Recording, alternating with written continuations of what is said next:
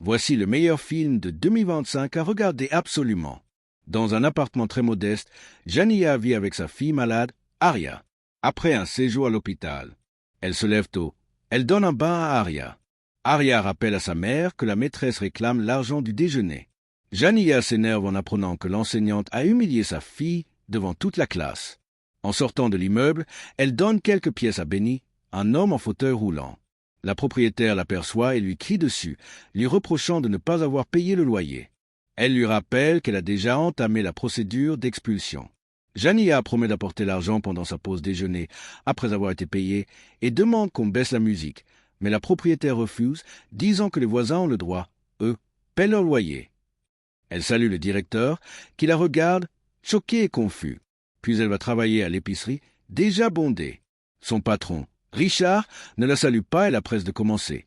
Un caissier est absent. Richard et les clients l'insultent simplement parce qu'elle marche à vitesse normale. Une cliente tente de tout payer avec sa carte d'aide sociale, mais certains articles ne sont pas éligibles. Elle s'énerve, part sans rien acheter, et son mari jette une bouteille sur Jania en sortant. Richard se plaint du désordre et ordonne à Jania de nettoyer avant que quelqu'un ne glisse, ce qui irrite les clients déjà mécontents d'attendre. Pendant qu'elle cherche les produits de nettoyage, une collègue, touchée, lui propose de l'argent. Jania refuse. Elle reçoit un appel de l'école. Aria n'a pas reçu l'argent pour le déjeuner et présente une blessure. Jania explique qu'elle est tombée dans la baignoire, mais les enseignants restent méfiants.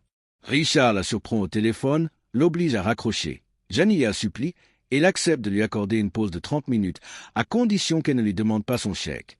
Elle se rend à la banque pour retirer ses 47 $ restants pour le déjeuner d'Aria, mais le distributeur indique fonds insuffisants, bien que son compte en contienne. Nicole, la responsable, lui explique que le seuil minimum doit être respecté. Jania a choisi de fermer le compte, mais la file est trop longue, elle repart sans argent. Elle se précipite à l'école et hurle, en voyant les services sociaux emmener Aria. Elle supplie, évoque les médicaments spéciaux de sa fille, mais reste ignorée. Elle craque, raconte qu'elle travaille à 2 postes, fond en larmes, entend un sifflement, comme si sa réalité s'effondrait. Elle ramasse le sac d'Aria et retourne au travail sous la pluie. En hâte, elle coupe la route, percuter Oliver, qui jette un gobelet sur sa voiture. Elle repart, mais Oliver la suit, la percute, et la voiture glisse sur la route mouillée. Elle s'arrête mais ne parvient plus à redémarrer. En sortant pour vérifier le moteur, une policière arrive. Jania explique qu'un homme la poursuit, mais Oliver est en fait aussi policier. Il la menace, évoquant la possibilité de lui crever le crâne légalement. La policière éloigne Oliver, puis lui demande ses papiers. Ils sont périmés. Jania promet de les renouveler, mais la voiture est quand même saisie. Elle est obligée de rentrer à pied, trempée. Richard, furieux de son retard, la réprimande et la licencie. Elle réclame son chèque. Richard répond méchamment que les licenciés sont payés par la poste et refuse de lui remettre directement, malgré le chèque sur son bureau. De retour devant l'immeuble, elle découvre que la propriétaire l'a expulsée. Ses affaires sont sur le trottoir, trempées. Elle hurle de rage en tentant de les récupérer. Elle retourne à l'épicerie pour exiger son chèque. À ce moment, un homme entre dans l'arrière-boutique, lit son prénom sur son badge, puis sort une arme. Un second voleur apparaît, menace Robert, le caissier, de leur remettre l'argent du coffre. Il demande à Jania son sac pour y cacher l'argent, mais elle refuse. Il contient les médicaments d'Aria. Après un long combat, elle parvient à s'emparer de l'arme et tire sur l'un des voleurs, qui s'enfuit.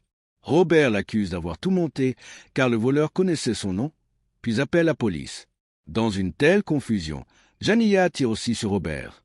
Elle s'empare enfin de son chèque et fonce à la banque. Le garde la retient parce que la banque est censée être fermée, mais Nicole la laisse entrer. Un employé lui demande une pièce d'identité, qu'elle n'a plus. La policière les a confisquées. Elle insiste, se fait refuser. À bout, elle ressort l'arme. Les sirènes retentissent. Nicole appelle les autorités, pensant que le projet scientifique d'Aria est une bombe. Les détectives Raymond et Grimm visionnent les caméras de l'épicerie. Une collègue défend Jania, mais Grimm suspecte un complot. Ils interrogent la propriétaire, elle refuse l'accès à l'appartement. Les médicaments d'Aria sont trouvés. Benny atteste qu'Aria est vraiment malade. Ils sont appelés à la banque, où les employés croient à un braquage. Jania explique qu'elle veut juste encaisser son chèque. La police entoure le bâtiment. Grimm pense à un braquage. Raymond a une crise de désespoir. Un client tente de la désarmer. Un coup de feu part dans le vide. Le client et le garde fuient. Les télévisions la montrent comme une meurtrière et une voleuse. Elle raccroche. Un négociateur arrive. Raymond estime qu'une femme sera plus efficace. Il demande à Nicole d'activer le haut-parleur. Jania panique, hurle, Grimm reste calme. Raymond promet de l'aider à condition qu'elle sorte. Elle répond que personne ne l'a jamais aidée, qu'on a volé sa fille. Elle refuse la sortie des clients. Nicole lui remet l'argent. Jania met de côté $40 pour Aria. Elle demande à Nicole de les lui donner.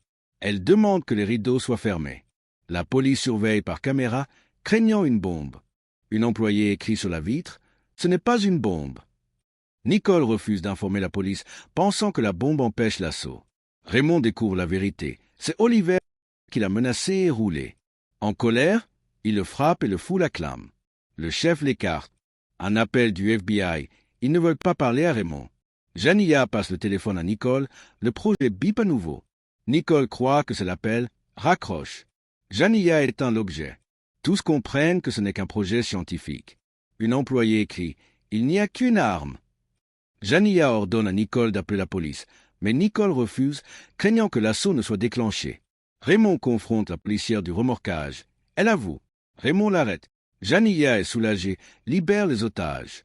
Nicole reste avec elle, promet de la visiter en prison avec Aria. Jania reçoit un appel de sa mère. Elle annonce qu'Aria est décédée durant la nuit. Jania réalise qu'elle hallucine tout depuis le début.